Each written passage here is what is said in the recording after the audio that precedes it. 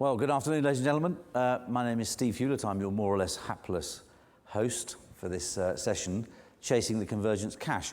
I suppose it might, I think it probably is worthy of note that in previous years this would almost certainly have been called something along the lines of the much heralded death of TV.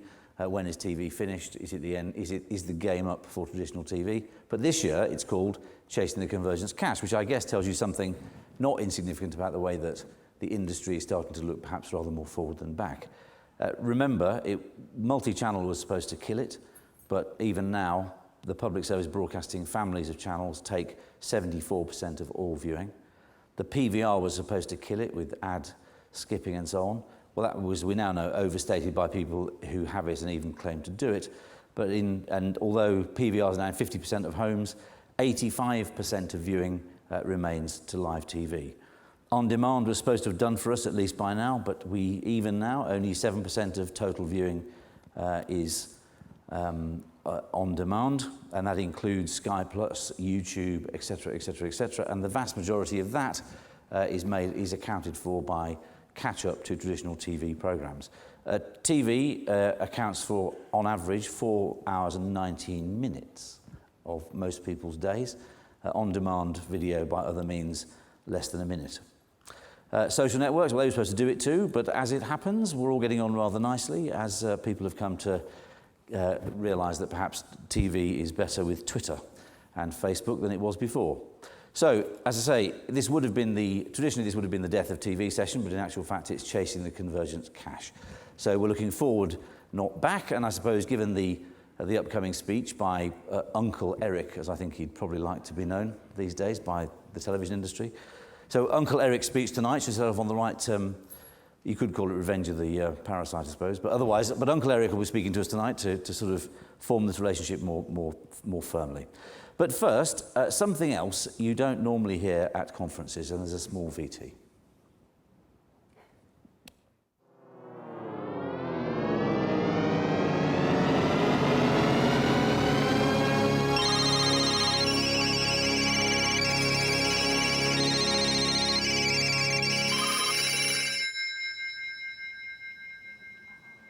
So, get to it.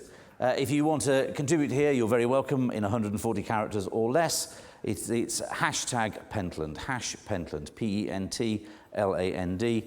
So, here's one, get off you boring, oh no. Anyway, so our panel, well, we have next, on my immediate left here, David Abram, once an ad man and marketeer, Discovery Big Cheese, father of Dave, and now Discovery Big Cheese. No, he didn't discover Big Cheese. No, Discovery Channel, sorry, Ed. It's a TV conference. Anyways. So Big Cheese at Discovery, and anyway, father of Dave, now Chief Executive at Channel 4. On my right, Fru Hazlitt, began her career in advertising and sales, I'm told actually at The Guardian of all places, worked in radio, worked at Yahoo, worked at radio again, and is now Director of Commercial and Online at ITV. On the far right, that's not a joke, sorry, it's not intended as a joke, should I say. It's Christian Hernandez. He's the Head of International Business Development for Facebook, and on the far left, and this obviously is a joke, the Minister for 3 Cs, and not one of them is his boss's name. Culture, Communications and Creative Industries, Ed Vasey. So, look, just to get us started, what are the... I'm sorry. I'm sorry. No. What are the creative and commercial opportunities and threats, not to say posed by the age of convergence? Here's what some of the experts, I think we should call them, think.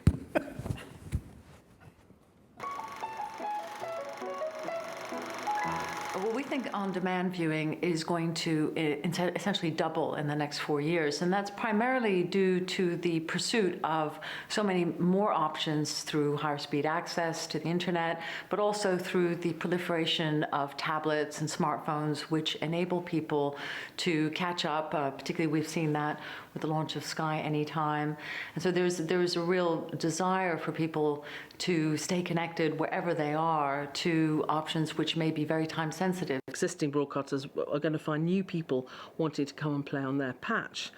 That might be a manufacturer of a TV set, so Samsung might feel that they've got a right to be the flat platform through which TV channels get distributed, and therefore they want to cream off a bit of that process. Or, of course, players like Apple and Google, who also feel they've got software expertise to try and intervene between the viewer and the content the viewer wants. They think they can add something special, and we'll have to see about that. Effectively, over-the-top TV, IPTV, will actually completely bring about, a kind of disintermediation, because actually we no longer have those bandwidth constraints and the need for intermediaries to funnel content to us that we once did. And it's the last area, I think, of media to see the complete freeing up of bandwidth constraints, and therefore, the limitations to some extent to fragmentation. The one thing I think the future's going to bring is a suppression of search. I don't want to scare Google or anything. I'm sure I'm the last person they're going to be scared of. But I do believe that the search stage of purchasing is going to be somewhat squeezed and depressed when people can go directly from advertising, TV ads particularly, straight to websites and purchase without that intervening bit. What will be interesting to see is whether Google and other entities who come in with money and actually try and generate entirely new forms of content, whether they succeed because actually the consumer appetite isn't there or isn't there yet. Whether the consumer appetite is actually fairly conservative, or whether the conservatism is coming from actually the people who put the stuff on the screens rather than people's own tastes, is a really, really interesting question to ask. I don't know the answer, but experimentation will tell. And that's the really good reason to be optimistic, which is this does provide a format for people to fail inexpensively. Tell that to ITV. Well, so any the wiser? Well, me neither, to be absolutely honest. But we have an expert panel to help us. So just to get us started, we have plenty of time to talk about the commercial side of this as we go on. But David, if I can ask you first. Of all the things that you see happening out there in terms of changes in distribution and consumer behaviour, where do you see the greatest commercial and creative opportunity? Well, for me, the last 10 years has been about us coming to terms with multi-channel, thematic channels, fragmentation on one level. The next 10 years are going to be about an increasing amount of connections that are created between different forms of content. And that does definitely provide really exciting creative opportunities. And at Channel 4, we've already started a lot of quite deep experimentation around the programming to make use of the potential of things being more connected. When you say more connected, for example? Well, we recently did a version of Embarrassing Bodies that used Skype and then pushed people to a health checker site, and over 400,000 people went to use that. So the interrelationship of resources around a program that work alongside a live show are becoming, £1 million drop and other things that we've done. They're becoming quite high volume, and therefore creating opportunities for advertisers to come alongside around those brands. So it is not just a kind of slightly souped up version of a helpline. There's more to it than that. There's a lot more to it than that, and I think we have to look at this over a very long period. That essentially, we're getting a little bit confused, I think, in those VTs around what VOD versus connected TV.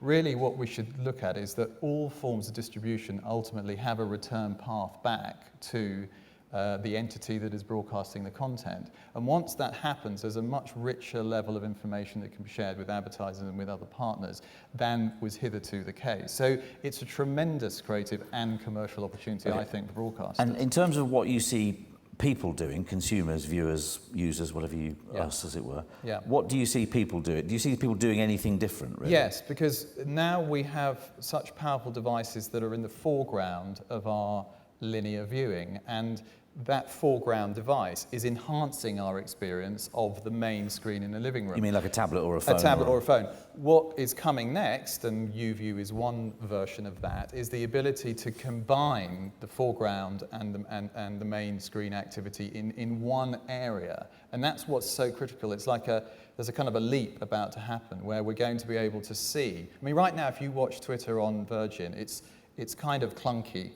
It's not a smooth experience as it is. It's better to do it on your iPhone.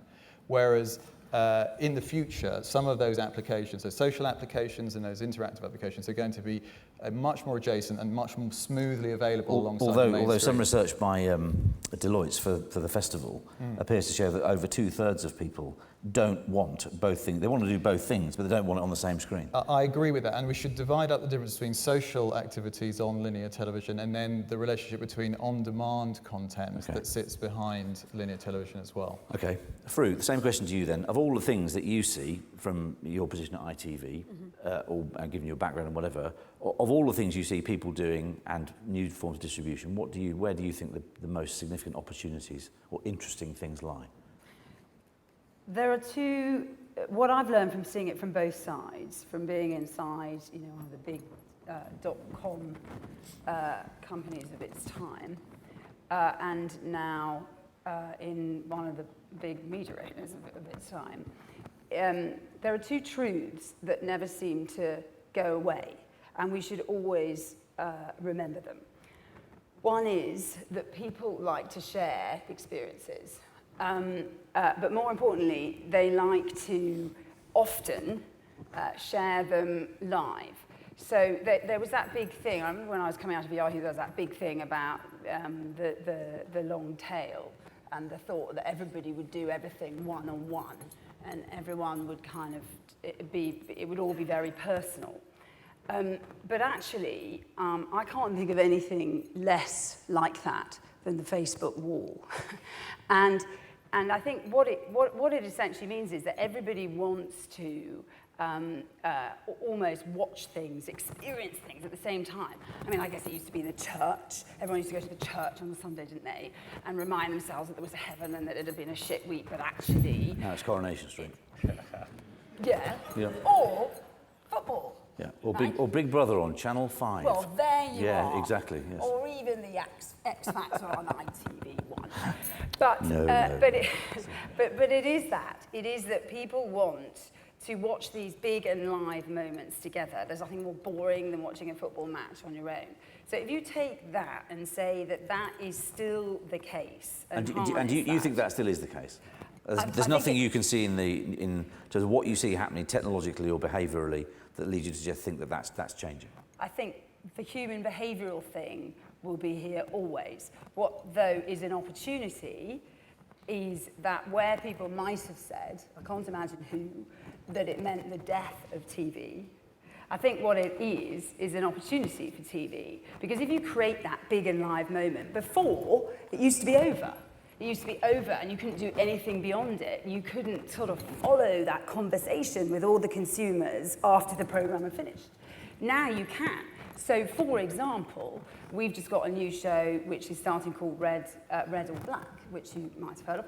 And it is a whole new way of doing stuff for us and for our partners, Psycho, and for our commercial partners. Because actually, what we've done is we've said, let's integrate it into the multi-platform environment.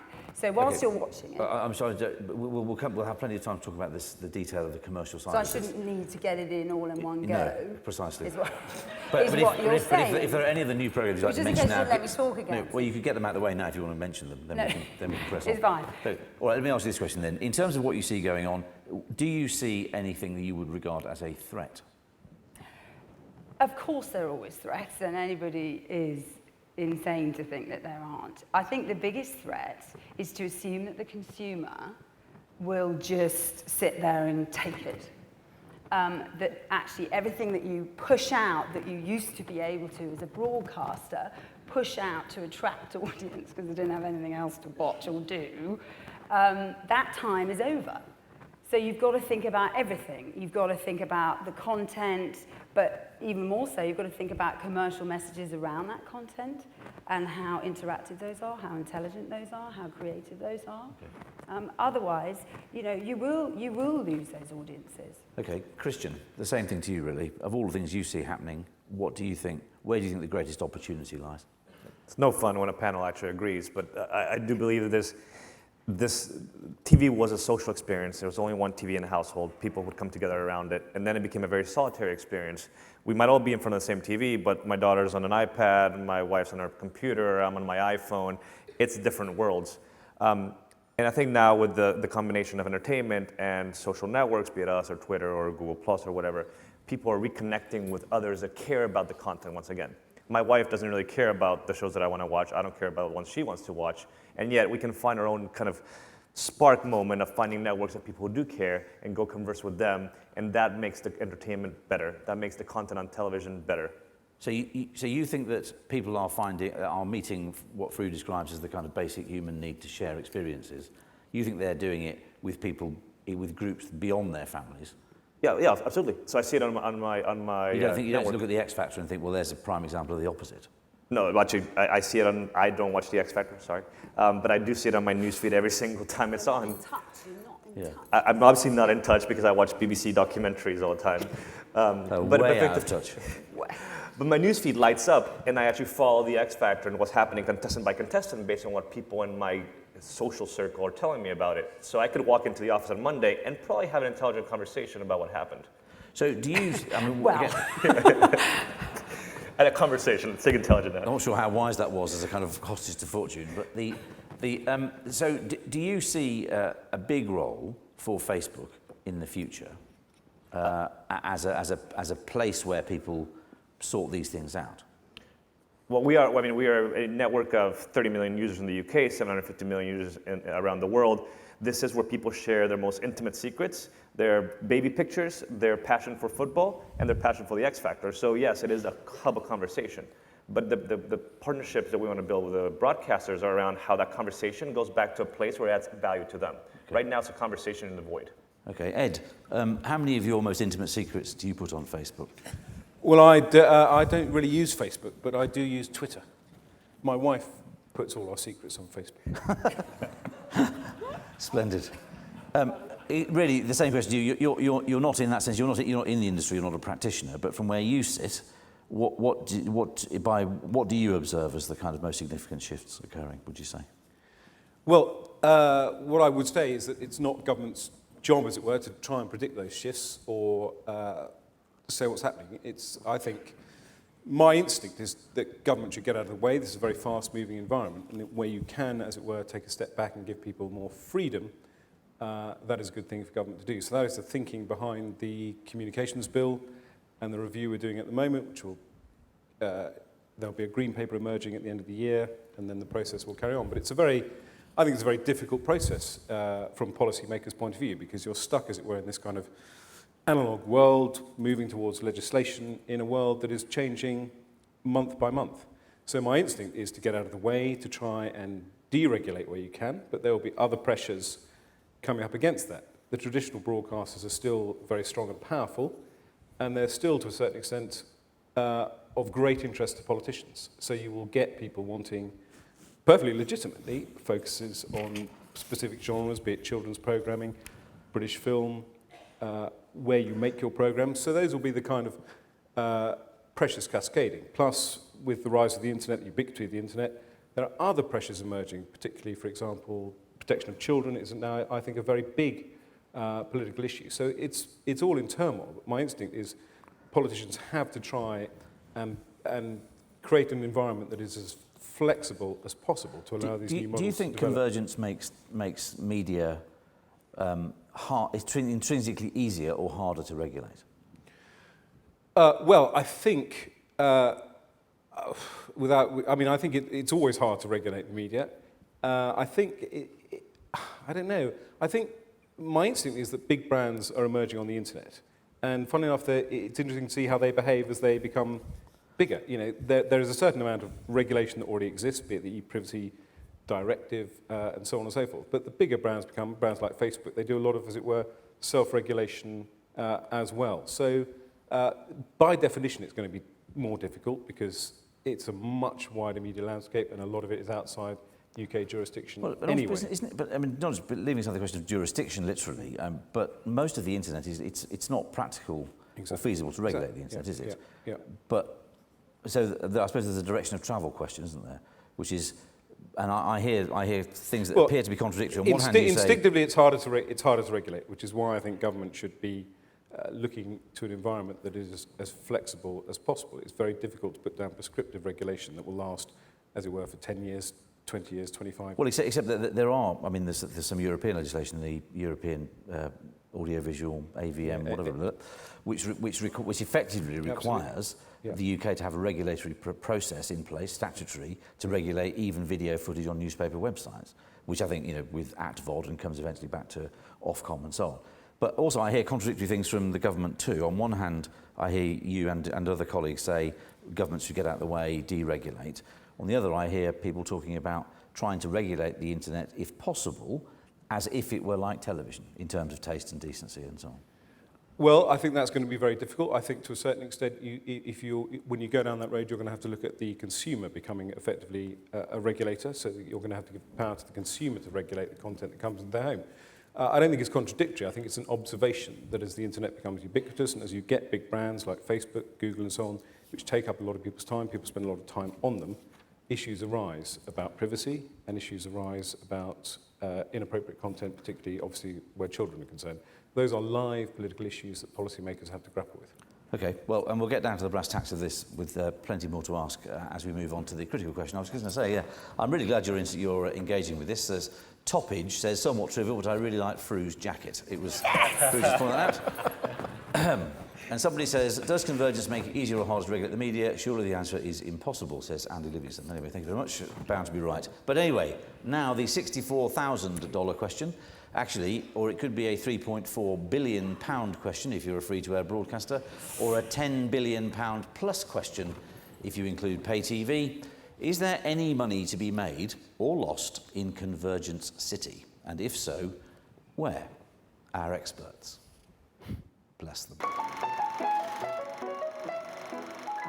Anything where TV ads can go straight to a transaction do offer the possibility of charging advertisers in a different way, more like the Google model. So rather than pay me as a TV company for exposure, for eyeballs, pay me for the number of people who end up on your website, or indeed the number of people who end up buying the product. So I don't think it's ever going to supplant exposure-led commercial models, but at least it's an additional model, and it gives the potential for TV to take money from other direct marketing techniques, which is obviously quite exciting. The possibility to innovate in terms of payment, all the way up to super premium TV, micro payment, payment to watch something earlier, all those areas seem to me areas where there is potentially incremental money just in exploring those things, just as the mobile phone industry found that, if you invent pay as you go, you've got a whole new customer base, you've got a whole new source of revenue. That's through just the invention of different payment mechanisms. The only people who sell TV programs on a micropayment basis at all successfully is iTunes, but they don't make that much money out of it. I mean, in their iTunes revenue, it's probably about 10-15% TV programs. So it's small, and it's much, much smaller than movies. This idea that actually you'll end up through social media with a completely deserving TV market where everybody's watching exactly the things they should, that's not going to happen. But there is still a chance that really niche programming can go big, for example. So as programming becomes effectively tweetable, it becomes shareable. I think that's undoubtedly an interesting trend. But we've seen social networks experiment with, for instance, short form, 10, 15-minute programs, new ways of positioning material. But overall, online programming is only worth something to the organization that's commissioning it. I mean, it hasn't really budged the needle as yet. If Google and Apple want to become TV companies, fair enough. If they want to put their hand in their pocket and pull out billions of pounds, fair enough. Who's to say that only existing players can be TV companies? But what I've heard, 100 million quid, I think, $100 million globally from Google is frankly, I think, a bit of a joke. You absolutely must invest. You absolutely must engage with all new media. But all it's doing is making your business more complex, higher costs, but, with a better chance of long-term survival. And that's the reason you do it. That's it.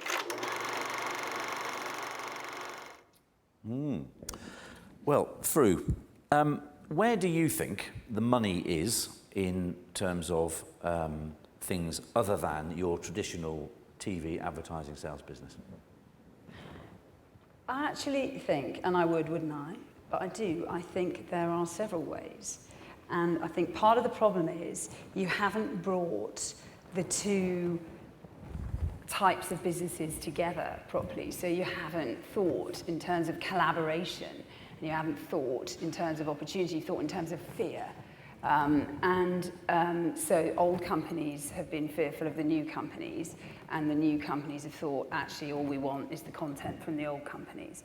And actually, there's a bit of bringing that thinking together, which I think is really important, and seeing it as an opportunity. Well, So, give me a sense of the scale. How much cash is there to be had, do you reckon? Well, What's the scale? put it like this. Okay, just two things. Can I? Is it now okay for me to mention As many red or programs as you black? want, yes. Yeah. Just checking, right? Red and so, black. So all black. Sorry. All black. Red or black? Red or black. Okay. It's a choice. Okay. It's Choice. a choice. I'm sorry. Right. I Don't choose choice. both. Choice right. is driving me I mad. know, it's very tricky. Yeah, There are choice two. is hard. Anyway, look, Yeah. so there are two things, and I do think this is kind of critical. The first thing is that I think the advertising model has room for enormous expansion on the whole telly thing because of the multi-platform environment. So, for example, this is where I can give examples, there is something we've just done, and it's around this thing which was in the Deloitte thing I noticed this morning, that actually people are even more engaged with TV advertising. It's even more powerful than it ever was, and actually most specifically with the group 18 to 24-year-olds, because they are thinking about interaction, and they're not going to have it if it's not creative and fun and interesting and innovative. So, for example... This is research saying that people are more more affected by TV advertising than anything else. Yeah, okay. And actually everyone says, yeah, well, that's because they're, 64 and, sitting there on their sofa. But Watching actually ITV. Watching all range of programmes. Yes. So, but anyway, the point is that actually you can do so much because of the multi-platform. You can do so much with the traditional form of advertising, combining it. So, for example, Argos. We just ran a campaign for Argos where they have built it into the content. So they ran in Emmerdale, and they ran totally related content to Emmerdale. And even more importantly, they ran interactive spots that related to the content that had just happened. So there was a birthday scene where one of the main characters was given a watch. And it was all lovely in the pub and so on. And then a few minutes later, there was an Argos ad that ran saying, if you can find the page number that the watch just given to the character in the Argos catalogue is on, then please go to the Argos or the ITV site, enter it in, and you could win £10,000 worth of Argos goods. Now, you would think, my goodness me, who the heck is A, going to work that out, B, have an Argos catalogue at the ready, and then C, go and do it. If they do, what a result! Well, let me tell you, 40,000 people did. Now, that is A, huge interaction with the brand, B, using the wonderful multi-platform environment that you could never use before, C, very creative, and D, what a load of data. How exciting is that? Right. And that's silly old traditional TV advertising. Okay, but I can see why it's all jolly exciting. Did it generate... You're not excited! I am, I'm thrilled. And I don't think you'd have responded. Look, I am an avid Argos shopper, so believe me, if I'd seen that If program, you'd I'd have seen it, been you there. would have responded. Right. Fine. But look, what I want to know is, how much additional revenue did it generate? Well, I'm not going to tell you that. Any?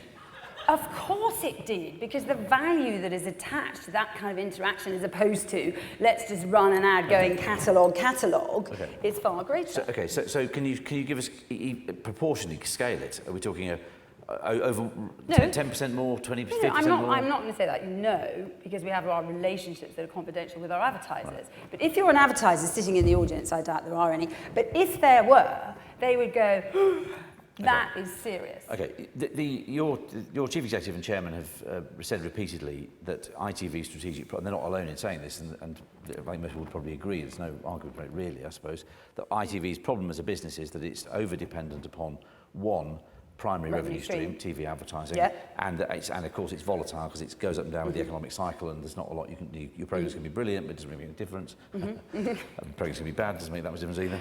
But anyway, so it's what I suppose what I'm trying to get at is, do you see I can see why this might be exciting and defensively very interesting. Might keep advertisers on television. Yeah. What I'm trying to get at is, What else? well, do you imagine this form of advertising being any less volatile ultimately than regular TV? Well, I'm glad you asked me that, because that is one example which I give, because I don't want everyone to go, oh, TV advertising is just going to go like that, because I don't think it is. And, you know, most companies would kill for, you know, quite a lot of money that ITV makes from it. But the other thing is, if you then say, okay, what else do you get as an opportunity for a multi-platform that isn't advertising? This is where I mentioned red or black, where we have actually done a deal with a company called GameSys, which we announced just last night, where they have built not only a play-along game, which is great for audience engagement and everything else, but they have also built games that are obviously pay-to-play on their Jackpot Joy site, and the rights for those games we share as part of our arrangement between us and Psycho. So we have created, if you like, an opportunity through a format ownership, which is way beyond just pure advertising. But even better, it's integrated into the old, inverted commas, advertising relationship, because the sponsor of Red or Black, Domino's, is actually integrated into the game that we do play along, and they get to advertise their pizzas as you're waiting. Isn't that lovely? So Yes. in terms of other platforms and spaces, we'll talk to Christian in a second about Facebook and Twitter and other new media platforms that people might use to access ITV content. What do you imagine happening in that environment? Because at the moment, well, the Michael Grade, you know, used to describe Michael Grade, the chairman of Last But One. Used to describe he described Google as a parasite on the grounds it didn't pay anything for the content and went off and raised its own revenues off the back of ITV content and others too. What do you imagine happening in that environment? If, and we'll come to this in a moment, in the event that significant numbers of people do begin to start to find their TV through places like Facebook, what kind of arrangements do you imagine being in place for that? Well, it's as I said, you have to regard these, what I call kind of, they're like .com aggregators, if you like, where people congregate as opportunities. And you say, if people are wanting to, you know, engage with our content after it's been broadcast on air, how fantastic is that? So what we have to do is to work with the likes of Facebook, YouTube, which we already have, because we did our audition gadgets for Britain's Got Talent with YouTube, and in fact Marks and Spencer sponsored that, which was a shared arrangement between YouTube and us. So you shared the revenue? We did. And not exactly shared, if you know what I mean. All right, both took a bit of it. A bit, they took a bit. And so we've got to think of it like that. We've got to say, look, we all know that the big content's still going to be in the big live moment, but if people want to interact with it beyond that, then we should find ways to monetize that together. Okay. Christian, where's the opportunity here for Facebook commercially, do you think? Or do you see Facebook and television being in some sort of partnership? I do. And it comes down back to that conversation I was talking about when people are watching TV and talking on Facebook. So during the Champions League, Heineken was one of the sponsors. You saw an ad for Heineken on television. High correlation between the game, the ad appearing, and more people liking the Heineken page on Facebook, which for Heineken gives them the brand impression, but also a long-term relationship with Heineken. So there is varying numbers being thrown out about the value of a like to a page on Facebook, but there is some value to the marketer to have that long-term relationship. How do you tie that kind of broadcast advertising to this action on a digital platform? Games is one great way. Play-along games, so Million Pound Drop had a huge success because you could actually play it live. We've been working with Endemol on social voting. So you pick up your phone or your SMS to actually do voting for Big Brother. realistically, younger audiences might not want to pick up a phone and make a phone call. Instead, they're on Facebook already. So forgive my ignorance here. I can see how the broadcaster makes money out of that. People make phone calls or do whatever. How does Facebook make any money out of people voting for the X Factor or whatever it might be? So the voting actually happens on Facebook. Okay. So Big Brother with RTL in Germany, they're actually going to Facebook application and they're voting with Facebook credits. Facebook credits is a virtual currency that we provide that actually we power, and we keep 30%, and the broadcaster and the producer get 70%. And we're now... Say that again, the split is what? 70-30. And of Facebook credits? Yes. And that's the same split as Zynga or any gaming company gets. So do Facebook credits equate to cash at some point? There's cash in. The user puts real money in and votes. So effectively they spend 7 credits, which is about 70 US cents per vote. Okay, so the user buys credits and then uses them to vote? Yep. They can't vote without paying credits? Yes. So this is a transaction, essentially it's a transactional charge? Yes. A bit like a mobile phone call too? Yeah, exactly. Okay. Except they're doing it in an environment where they're already in, 1. 2, they're sharing it with their friends when they vote, which means it's actually free broadcasting of the fact they voted. So as of last week, we're now at about 10% of all votes for Big Brother in Germany are actually happening through Facebook, and those are actually additive votes, not cannibalizing SMS or phones. Okay, and if you take the Heineken example, where you've got Facebook activity around a TV program that drives people to somewhere else, which they like. So the value to you in that presumably arises because of what Heineken will pay you. Well, Heineken runs, so Nike is a great example. Nike was not a sponsor of Champions League last year, but at the end of Champions League, they ran this beautiful 60-second spot of, what was it called? The one with Wayne Rooney walks out with the beard in the trailer park. They actually ran that concurrently on Facebook. So effectively, no matter where you were on TV or on Facebook, we actually received some of the benefits of that TV campaign as well. How do you mean? They ran the ad on Facebook. They paid you to run it? Yes. We are, at the end of the day, an advertising network as well. Okay, so then looking at the longer term, in the event that people start, I mean, do you envisage Facebook operating in such a way as, me and my friends can meet there virtually and decide we want to watch this program or that program on Channel 4 or wherever it might be, and we'll arrange to meet there and we'll watch it via Facebook?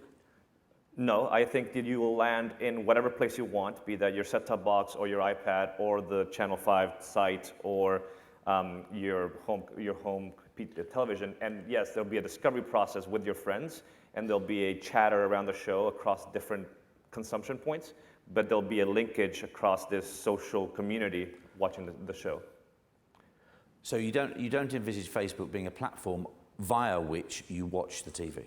So Facebook.com is simply one instantiation of what we are. We are an identity platform, and our objective is to make the identity platform pervasive throughout the web. So no matter where you go to channel4.com today, you can log on to channel4.com with your Facebook identity and find your friends there. Right, but does Facebook get any revenue out of that, if that happens? No, but it comes down to effectively Facebook.com actually subsidizing our long-term vision of what we want to be. Which is? This underlying identity platform throughout the web. We do believe that no matter where you go, if your friends are there, you'll have a better experience, be more engaged, consume content, and that's where we add value to our partners. Okay. I think this is really David. a central point, because I think we all know from the conversation that lots of very interesting activities that are deepening advertising relationships, deepening content relationships. But what we in broadcasting haven't yet done is worked out, and I think we're starting to work out, how do we join up the dots between all of those great interactions that we're creating? And I think the debate tonight and the debate you're raising is, are we going to have to interact with you to provide us with the relationship layer for our own content? Or are we going to have our own relationship layer that sometimes works with yours, but sometimes works independently? And which are you going to do? At Channel 4, we made a very clear decision that what we're going to do is start to build a layer that joins the dots between all of the great things. And we've all got very good examples. Okay, can you just... Okay, let me give you a really example. I'm an idiot, so give us the idiot's let me give you a guide. really good example. What is a relationship layer? Okay, so in every broadcaster up until now, we've got departments that have been doing great projects, okay? So 100,000 people come and do this, 200,000 people come and do that.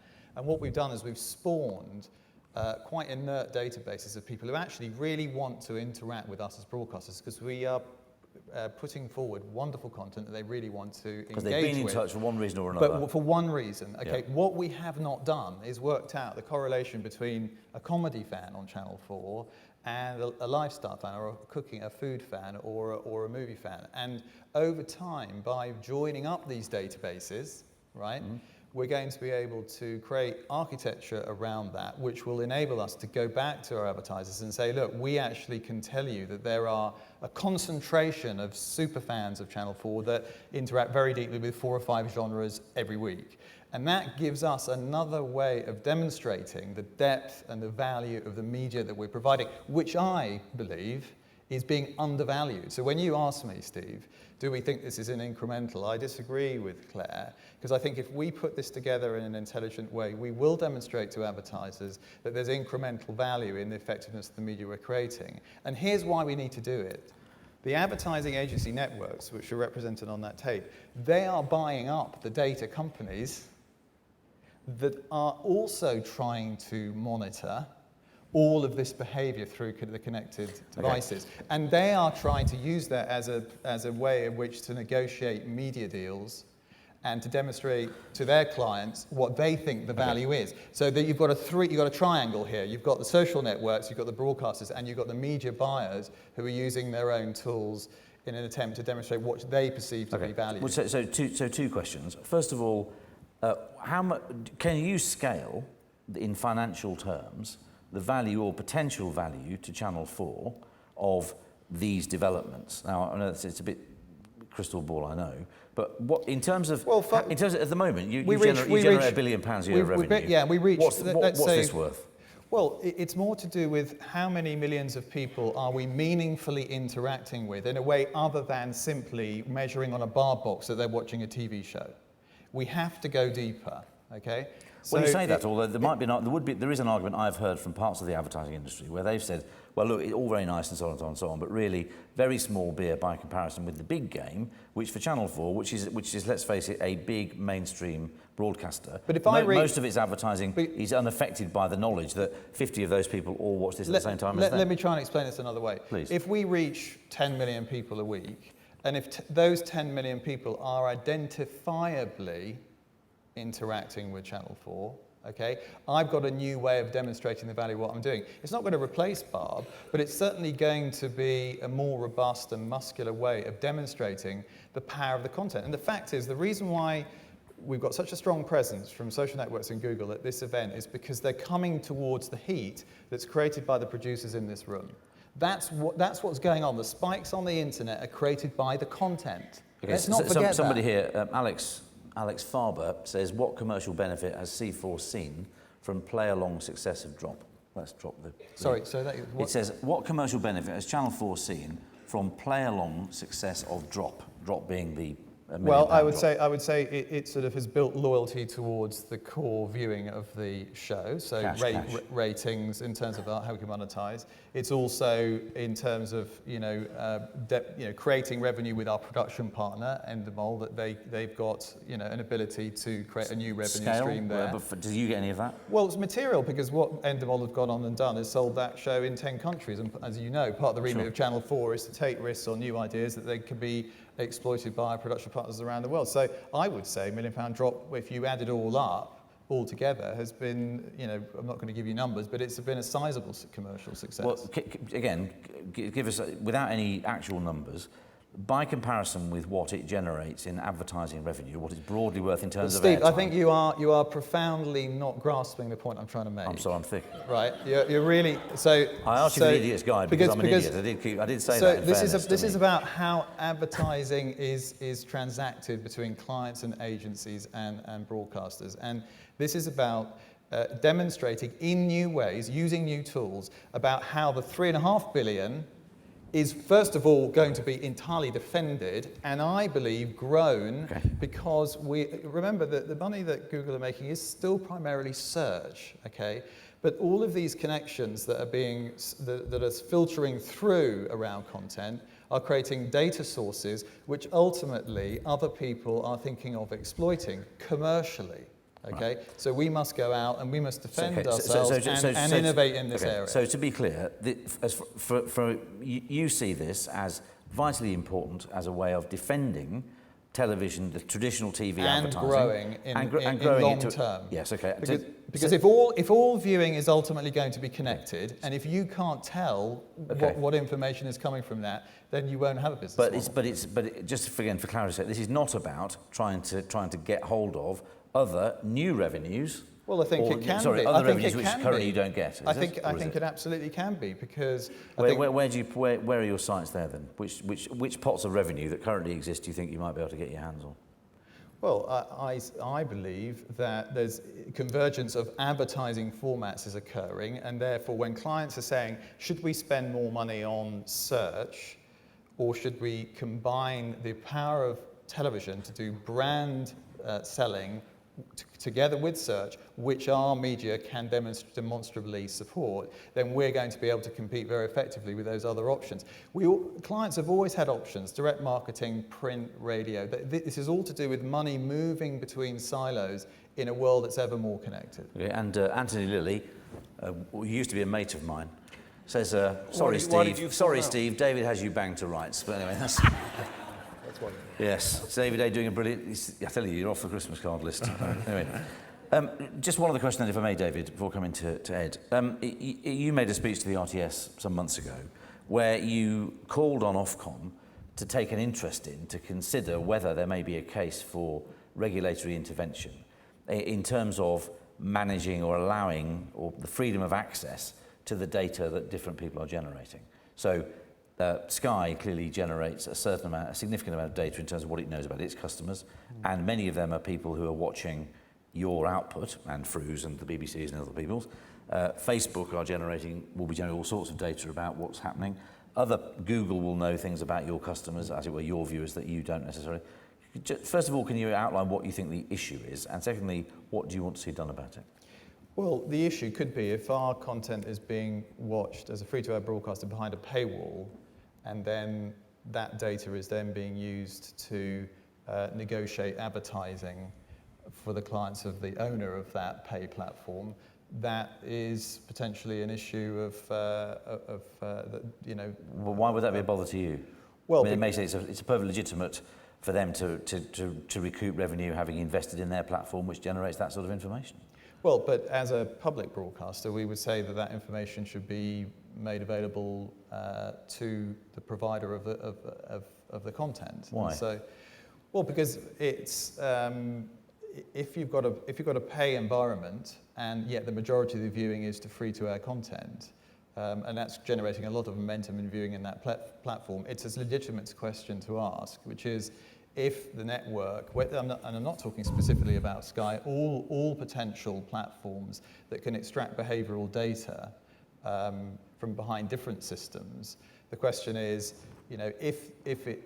if there could be a revenue model that could be put in the middle of that, which I think was touched on in this point about disintermediation, then the question is, what is in the best public interest if we're going to continue to invest in public service content? Right. So I'm raising line the is question. what? I'm raising the question. I'm just saying it's a legitimate issue to debate. I'm not calling for an intervention. I'm just saying, should we talk about it? Well, okay, let's assume that we should talk about it since we are. Yeah. He's sitting next to you. What would you like him to do?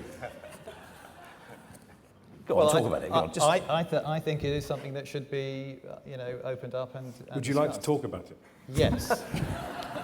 Let's talk about it. Okay, Ed, in all seriousness, to start with this point, is there a case that you can see for a bit of regulatory oversight or inquiry at least, or a bit of thinking about, if data is going to be so critical to the funding of commercial public service broadcasting, and as we all know, that's been a long-running issue for a long time, and if commercial public service broadcasting has an important role in our broadcasting environment, if you like, is there a case for yourselves and or Ofcom, whatever, having a poke around in the data question?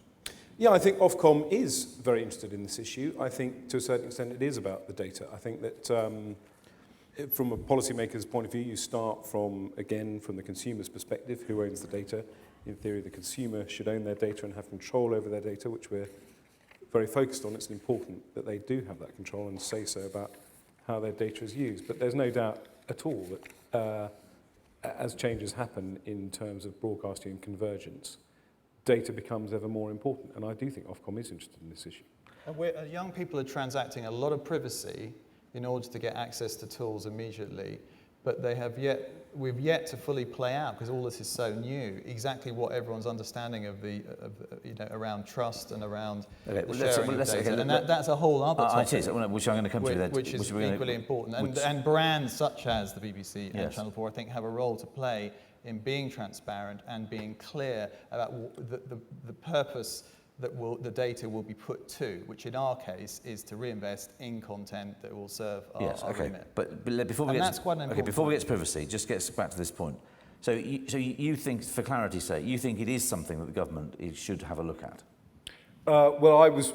I try to be specific about Ofcom. I think it's an issue that Ofcom is interested in, and I think that Ofcom considers it as the next issue to look at. But I will take refuge in David's words, which is, let's just talk about it. I don't want to set any hairs running, but I do think it's obviously a major issue now. Is it something you would expect to crop up as for consideration in the communications green paper? Well, the green paper is, to a certain extent, I've always said, from the very start of this consultation process, it's a blank sheet of paper to which everyone is invited to comment. So if, for example, Channel 4 wants to make an issue about data and raise that issue, and others do, then by definition, that issue will be raised. And will you be making an issue of it in your submission to the Green Paper? Yes. Okay. So, it's hard work, isn't it? I feel like a relationship counsellor.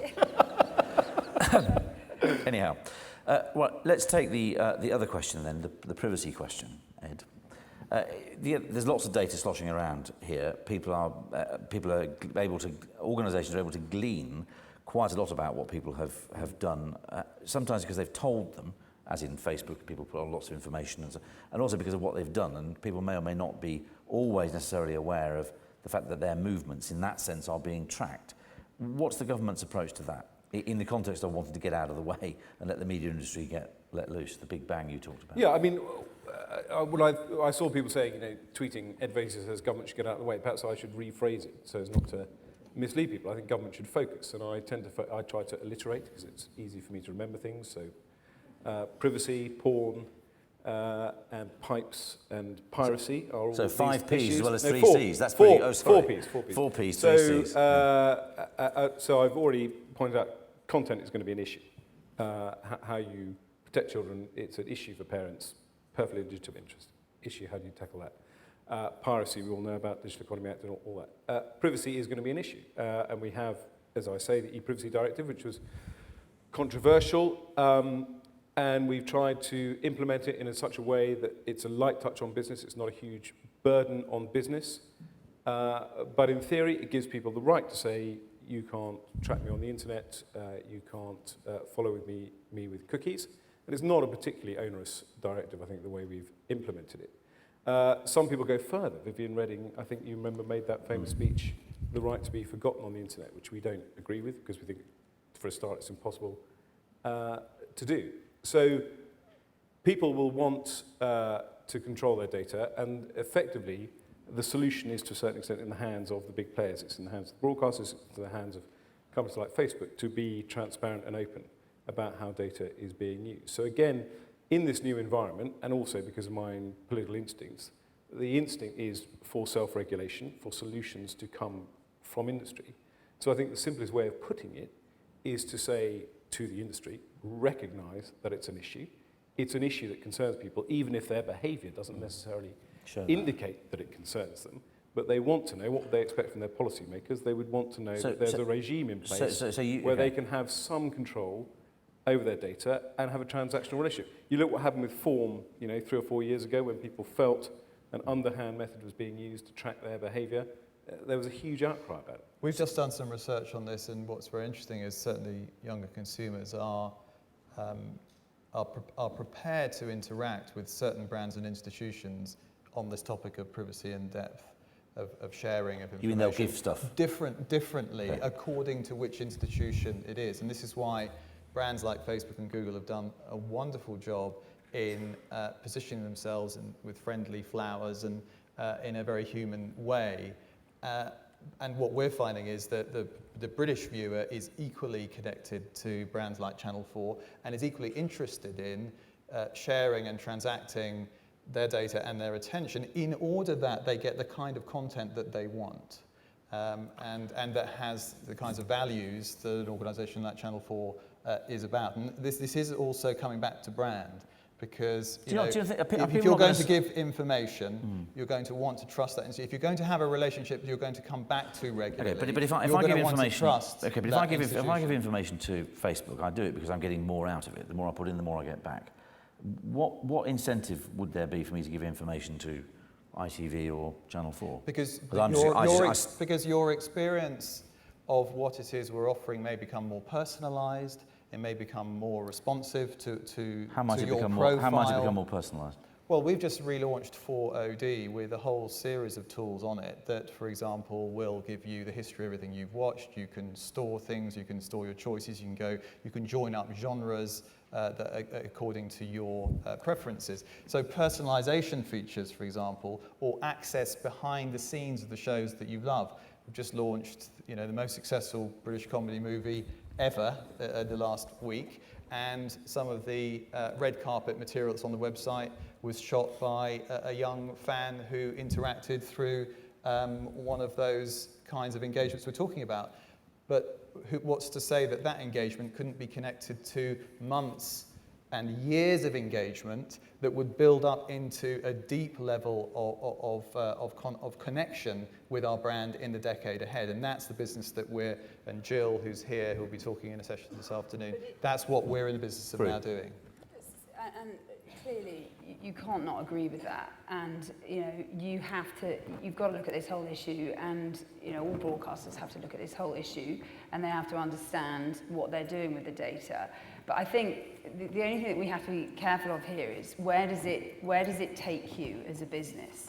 Because I agree with you, David, that of course we should be looking for extra value from our current business model, which is from the advertisers, because if they're getting a deeper engagement, then that's great. Also, we are then personalising what we offer people more, and I think that's also great. And given the platforms that are available, for example, mobile, then we just launched the ITV player on mobile, and it's just taken off. 1 million downloads in 4 weeks is extraordinary. So you start sort of tailoring that, and you think maybe we can start getting somewhere. But where we would want to take it is actually to a commercial end, really, which is to say that we offer things that people then are willing to pay for. Okay. And just to go to Claire's point, because Claire Enders is one of those VTs, this whole thing about, never any money, digital pennies, you never make any money from transacting with consumers. Well, bollocks to that. Look at the US. I mean, for goodness sake, there was a quote I read today which said that people in the US would rather have extra paid television than a third meal. And they are running on parallel, and it's true, and they are running on parallel tracks there. They've got Netflix, they've got cable television, HBO are making a fortune, Netflix are making a fortune, and we have not trialled it in this country. There are no rules. And so our duty as a commercial broadcaster that owns a huge amount of our content, which does make a difference, I understand that, is to see what consumers will pay for. And that's where data comes in, because actually if you don't know who your consumers are, and you don't know what their attitude is to your content, and you don't know what they're enjoying and when they're enjoying it, then you can't offer them packages that they will pay for. And that has got to be a huge mission for us. So would you support David's call to the government or somebody to have a good look at data in terms of the way that it's collected about your output by Sky and Google and YouTube? Of course. The most important thing is because both David and us pay a fortune for the content that our viewers are interacting with. And all these other platforms, let's face it, Sky make most of their money because of the fact that most people want to watch our free-to-air content. I think if Sky was sitting here, they'd probably say they make most of the money because they spend £1 billion and something a year on Premiership soccer. But anyway, well, there is that. It's a big old investment which you could have made and didn't. Never mind. Ed, just let me ask you. Oh, I'm sorry. Not me. Oh, I'm sorry. I think you did when you were at ITV, didn't you? I thought we weren't going backwards. I thought we were moving forward. We're moving forwards. Ed, just let me ask you one last question, if I may. In terms of plurality, That's been a buzzword of recent times. It's the News International, or the inquiry into the ownership of Sky, and so on and so on and so on.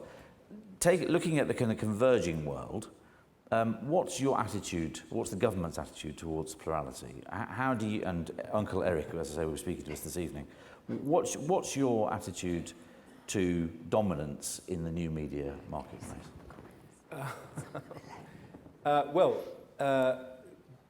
Taking one step back to traditional media plurality, you know that Jeremy Hunt's made it quite clear through the News International, News Corp, Sky process that there is a case for looking at organic media dominance, if you like. So rather than taking a snapshot when one organisation wishes to take over another, to look at whether there should be a trigger when a media organisation becomes a certain size. I think media plurality on the web is a huge question, because obviously, and this is me, as it were, speaking personally, it's probably very unhelpful. It's a big issue. The web, to a certain extent, seems exempt from those kind of rules. But does the size and scale and significance of Google bother you? Well, I think it's an interesting question. Should it bother us? It clearly bothers the European Commission in the sense that they will investigate. I suppose what one should say is that one should differentiate between what you might call dominance and abuse of that dominance. And clearly the European Commission is looking at one specific issue, whether allegations have been made. So in theory, web dominance, if it's abused, shouldn't be exempt from the kind of competition rules that would apply might we expect something along these lines to be in the Green Paper? I'm not sure whether the Competition Commission rules at the moment need to be looked at or tweaked in terms of... Yes, but is it abusing that dominance? That's the key. Or does it have dominance in the first place? We were getting very philosophical here. Okay. Let's talk about it. On that, let's talk about it. Well, look, we have talked enough. We've run out of time. Just before we go, though, I want to ask our panelists one final question, and it is a one-word answer, I'm afraid. Google has been described, parasite or partner. Christian. They're a partner. Fru. Parasite or partner. I can't think of another word. I can't use another word. No. Well, you're keeping with the P's, though. Take your pick. Partner. Partner. They are a partner, but they're not one we're over-relying on. Ed. Government doesn't have a view. I can't think of a better way to end that. Ladies and gentlemen, your appreciation for the panel, please.